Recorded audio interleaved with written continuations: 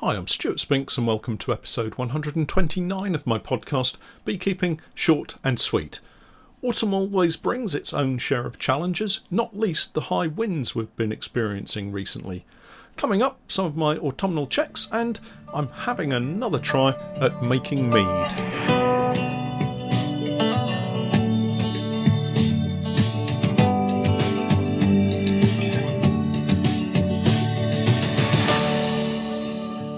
Beekeeping Short and Sweet, a beekeeping podcast for the inquisitive beekeeper with a short attention span. A beekeeper, in fact, just like me. I'm grateful to Honeypore Hives for sponsoring in part our podcast for this season. Honeypore Hives, as I'm sure you're aware, are poly Langstroth hives, and we're setting up an apiary full of their hives this season, courtesy of Honeypore. Check out their range of hives and other equipment on their website, and I'll leave links to all of the websites in the show notes as usual. Honeypore Hives, designed by beekeepers for beekeepers. Hello and welcome back to the podcast. I always said that once summer is out of the way, things would start to slow down a little bit, but I seem to be getting busier and busier, and this last week hasn't seen any decline in the jobs that I have to do. Not that I'm complaining, because we've been out recording a few final videos in the apiaries. I'm not sure we'll be opening up any hives between now and the start of next spring. That's for inspections, of course. There will be the winter treatments of oxalic acid, and I'll be keeping a watchful eye on the colonies to make sure they have enough food stores. But for the most part, the inspections really grind to a halt now. As usual, the weather has taken a major part in the week's activities. I mentioned last week that I was off to buy some second-hand kit, and that was actually last Friday. And I couldn't have chosen a worse day considering the weather that we had here in Norwich. The previous evening we seemed to have had constant rain, and it didn't let up until I'd finally crossed the Norfolk border into the big wide world on what was Friday afternoon. Us Norfolk folk don't get out that much, and if we get anywhere near the county border, you'll normally see us reaching for our passports. Maybe that's a little unfair, but let's just say that we love being at home. Anyway, the rain stopped as suddenly as it had started the previous day, and within a mile or so of travelling, you'd have thought there hadn't been any rain at all. After a brief stop and discussion about beekeeping, I was loaded up with two of the three items I was looking to buy, the sump and the pump. Unfortunately, the extractor wasn't the 30-frame machine I was expecting, but a 20-frame version. So I already have a 20-frame extractor, so there didn't seem any point in buying a second unit. But the sump and the pump looked to be in great condition, if a little sticky with residual honey. It seems no matter how hard you try to clean a bit of kit, there's always a little honey that gets missed. An important point to mention here is that if you do buy any second-hand equipment for your beekeeping, do make sure you give it a good clean in order to reassure yourself that it is actually clean. Then any issues are down to you. Don't go blaming other beekeepers for pests and diseases if you haven't taken the precaution of giving it a damn good clean yourself. Let's face it, no one does the job as well as you, so don't get caught out by thinking it's okay this time. It really is down to you to make sure that that equipment gets really clean before you use it in your beekeeping enterprise. I also came away with a nice length of food-grade hose for the pump and a neat hose holder that curves to grip the hose in an arc over the settling tank, and it points the hose outlet down into the tank, so there shouldn't be any spills here at all. Well, at least that's what I'm hoping. The hose is also going to need a good clean too, but I think it will give me a chance to try out the pump and sump, as I can put some washing water into the sump and literally pump it around the hose and back into the sump. A few minutes of that should get everything nicely clean and sterile, ready for next season. All that will remain is to get it dry and covered to keep the winter dust off it all, and we should be ready for the first crop of honey of next year. Just going back to the collection, I'd taken a giant tarpaulin with me to wrap everything up, and I'm glad I did, because coming back into Norfolk was literally the reverse of heading out. Dry all the way back until I got into Norfolk, and then it started to rain. an hour from home, and it absolutely piddled down, and it didn't really let up for several days after. It's quite dry today, but it's looking like more rain for when the podcast is released on Friday and into the weekend. The biggest issue with the weather this past week has been the high winds. Quite a lot of trees are still in full leaf, and the pummelling they got from the strong winds meant that several branches came down. I'm glad to say that none of the apiaries were badly affected, apart from the 14 by 12 apiary where I'd forgotten to strap or weigh down the roofs of a few polyhives and nukes. The result was one poly nuke feeder was full of rainwater and the lid had been blown into the brambles, and an almost identical result with the Maysmore 14 by 12 polyhive. Again, the roof had been lifted and the feeder filled with rainwater. The bees, I'm glad to say, were fine, but of course with so much rain the water will have filled the feeder and spilled over the feeder lip and down through the brood box area. I did have a quick look and everything seems fine in the brood boxes, so it looks like I got away with that one. Feeders recovered and roofs strapped down. The stupid thing is, I had the straps with me from the previous visit, but I just forgot to sort them. It's almost time to remove the apitraz strips from all the hives. Within the next couple of weeks we'll need to get round all of the hives and get those strips out. It'll also be the same time that we'll remove the feeders, I would think. I'm fairly happy with the way the feeding has gone this autumn. We have had a couple left with fondant on, and that will probably continue with feeding them the fondant. But for the most part, the rest of the full-size hives have had a minimum of 14 kilos of heavy syrup. Remember, the amount of food each colony will now require is going to vary, and some will have stored plenty of honey in the brood box areas prior to that feeding, and that's why I love the commercial and Langstroth hives. Plenty of room in the brood box once the brood nest reduces down in the autumn, and they can fill that or backfill it with heavy sugar syrup. I was amazed at the top bar hive actually. They really sucked down the sugar syrup once I got the feeder to fit.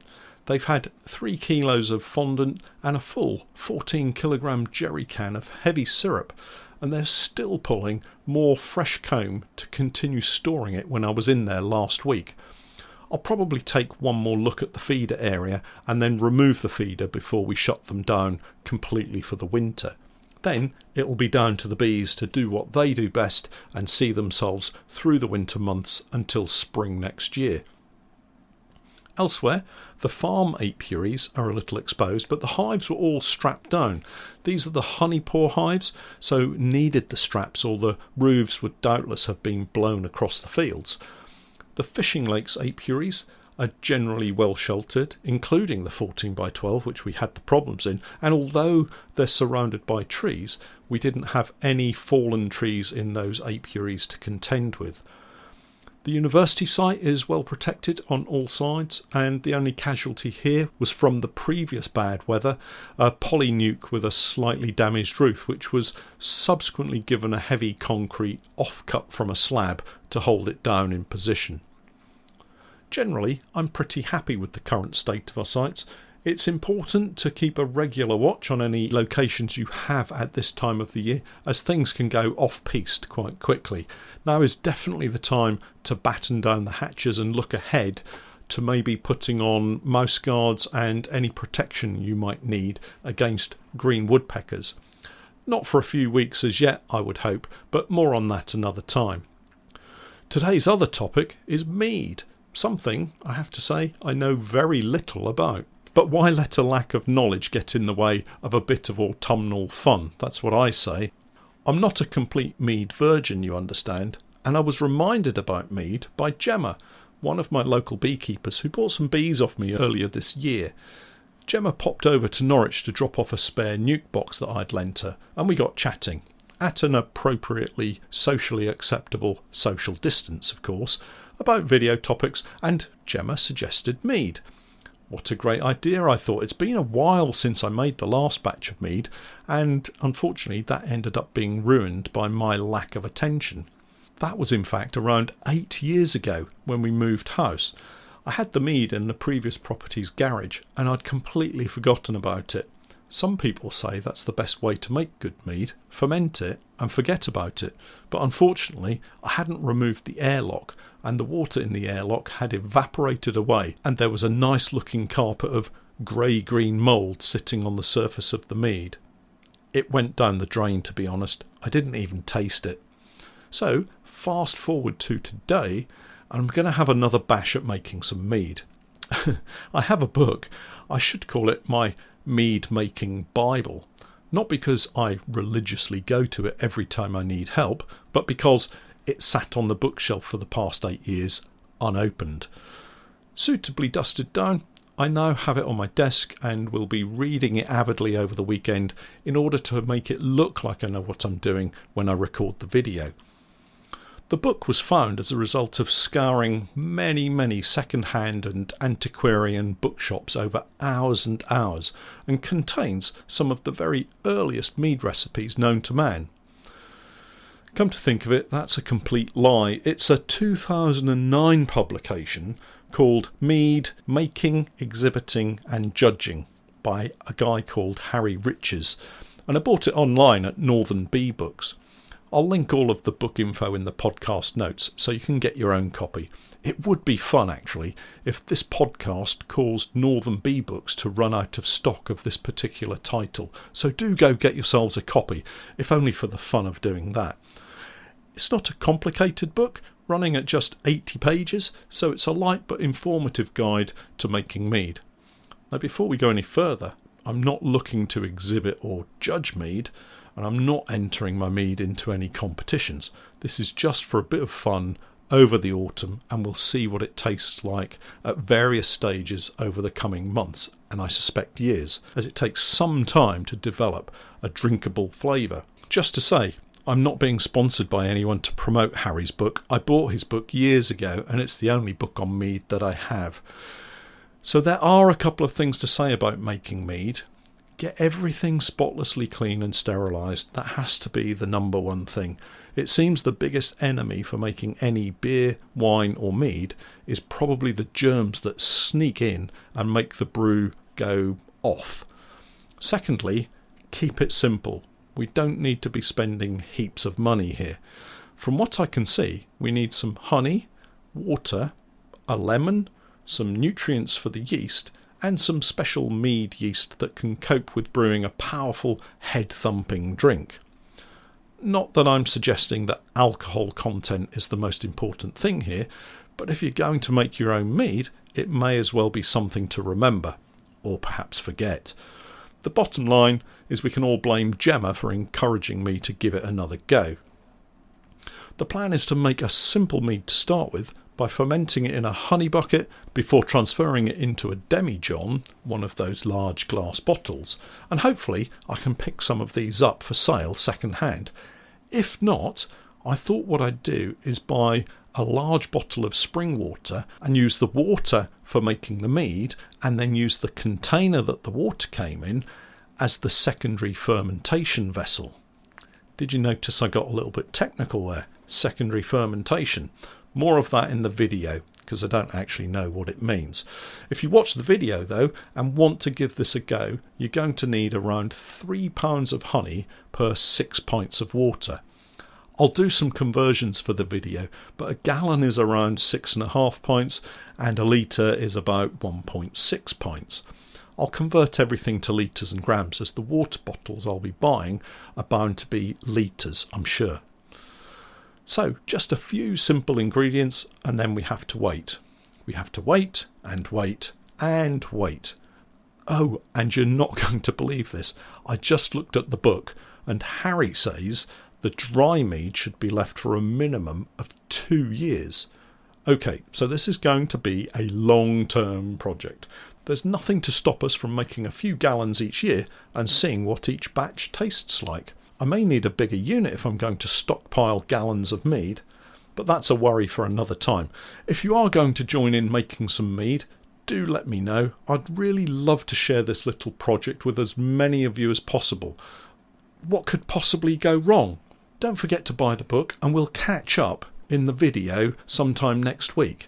Well, that's it for this week. Links to the relevant information will, as usual, be in the podcast notes, But until next week, I'm Stewart Spinks, and that was Beekeeping Short and Sweet.